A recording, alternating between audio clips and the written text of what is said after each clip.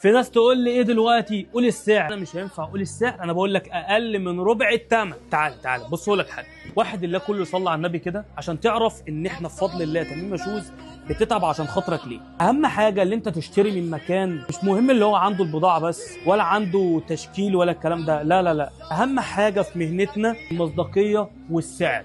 انا بتعب عشان اجيب لك اقل سعر، بمعنى ما يجيش واحد يقول لك ده مثلا ب 2000 جنيه ولا 2000 ونص اقول له لا، انا بحارب عشان اجيب لك اقل سعر. زي اي حد بفضل الله خدها ب 2000 هيبيعها ب 2000 وي، لا، بفضل الله بنجيب لك اقل سعر، بنعرف نشتري صح عشان نعرف نبيع لك صح.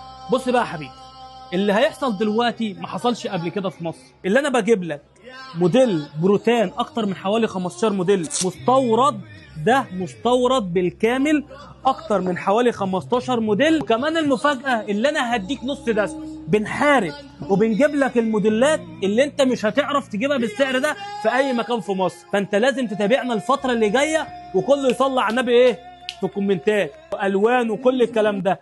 انا جايب لك مستورد بروتان اقل من السعر المصري، كل موديل بحوالي 3 الوان، مستورد من 41 ل 45. لو قلت السعر الناس كتير هتزعل مننا. انت كلم ارقام الصفحه هتقول لك على السعر عندنا وتاخد نص دست عادي من اي موديل عشان كله يتراضى الفتره اللي جايه. سلام.